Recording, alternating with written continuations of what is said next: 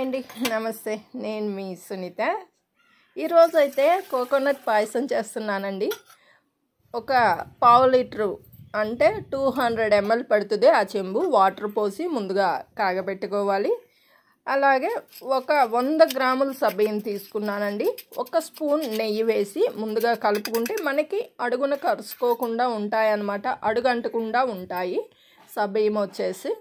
So water కాస్త వేడెక్కినాక ఈ సబ్బియ్యం అనేది పోసుకుందాం. నేను ఒక 200 ml పాలు కూడా తీసుకున్నాను.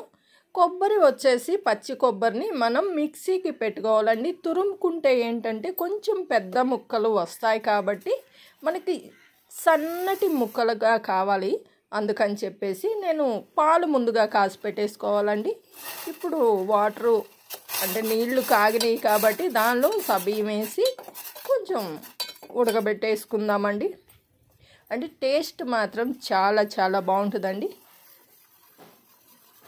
చూడండి, కొబ్బరి కూడా మనకి సబ్బియ్యం ఎన్ని అయితే వచ్చాయో అంత వేస్తున్నాను అనమాట. పచ్చి కొబ్బరిని మెత్తగా మిక్సీ పట్టుకుంటే మనకి మెత్తగా వస్తుందండి. తురుము పడితే ఏంటంటే అంత మెత్తగా రాదు కాబట్టి ఆ పలుకులు నవలడానికి అందరూ కాస్త ఇష్టపడరు కదా. సో అందువల్ల కాస్త పళ్ళకి ప్రాబ్లం వస్తుందని కొంతమంది అవాయిడ్ చేస్తారు, పెద్దవారు కానీ ఇలా.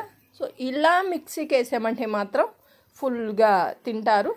అయితే మీరు పై తొక్క తీసేసి నల్లటి పెంకు ఉంటుంది కదా కొబ్బరికి, అది తీసివేసి అలాగే మిక్సీకి వేసుకుంటే బాగా ఇంకా తెల్లగా ఉంటుంది.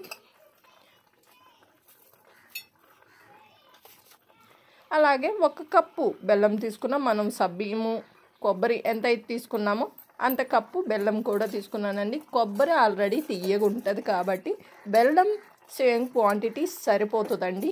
కరెక్ట్గా ఎక్కువ వేయబడలేదు.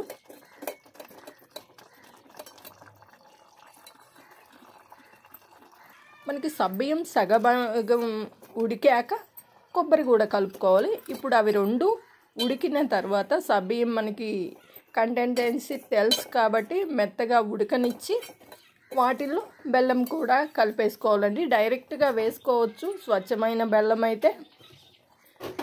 అట్లా ఇష్టపడని వాళ్ళు కొంచెం కరగబెట్టుకొని వేసుకోవచ్చు అన్నమాట.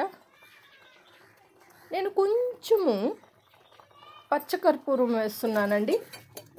అంటే చిన్న ముక్క, అలాగే 2 కళ్ళు ఉప్పు కూడా వేస్తున్నాను. అదిగోండి, అంత పచ్చికర్పూరం, ఒక 2 కళ్ళు ఉప్పు వేస్తే తీపిని మనకి సరసమానంగా చేస్తుంది అనమాట. కొంచెం తీపి ఎక్కువైనా కూడా ఈ ఉప్పు వేయడం వల్ల మనకి ఎంత తీపి వేసినా తీయగా అనిపించదు, బాగుంటుంది. ఉప్పు వేయడం వల్ల పచ్చికర్పూరం కొంచెం వేస్తే స్మెల్ బాగుంటుంది అనమాట. అది ఇష్టపడిన వాళ్ళు పచ్చకర్పూరం తీసివేయచ్చు. అలాగే నేను కొద్దిగా మిరియాల పొడి వేస్తున్నానండి. చాలా బాగుంటుంది. దీనికి వచ్చేసి మనకి కొంతమందికి కొబ్బరి అనేది గ్యాస్, వాతము ఇలా అంటుంటారు కాబట్టి సో ఈ మిరియం పొడి వేయడం వల్ల అలాంటివన్నీ పోయి చాలా మంచి ఫ్లేవర్ వస్తుందండి. మిరియం పొడి వేయడం వల్ల ఓసారి ట్రై చేయండి తప్పనిసరిగా. కొద్దిగా యాలుక్కాయ పొడి కూడా వేసుకోండి. అలాగే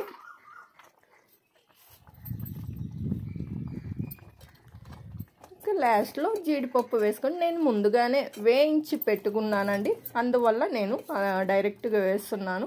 జీడిపప్పు కూడా మీకు కావాల్సినన్ని జీడిపప్పు వేయించి వేసుకోవచ్చు. ఇప్పుడు పాలు కాగబెట్టి ఆరిపోయినాయండి.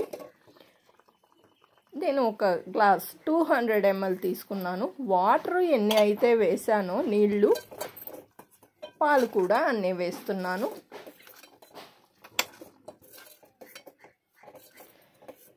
ఇప్పుడు అది ఉడికాక కొంచెం చల్లార్చుకోవాలండి. వేడి దానిలో పాలు పోస్తే కొంచెం మనకి విరిగిపోతాయండి, బెల్లం వేసాం కాబట్టి కొద్దిగా చల్లారాక మనము పాలు వేసుకోవాలి. సో కొంచెం గ్యాస్ ఆపేసి మూత పెట్టి చల్లార్చుకుందాం. చూడండి, ఓవర్ హీట్ మొత్తం పోయిందనమాట, కాస్త చల్లబడింది. ఇప్పుడు పాలు పోసేసి కలిపెట్టేసుకుందాం. మన కొబ్బరి పాయసం రెడీ అయిపోయిందండి.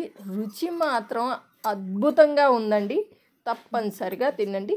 మీకు ఇష్టమైతే కొంచెం పించ్ ఆఫ్ కలర్ వేసుకోండి, కేసరి కలర్,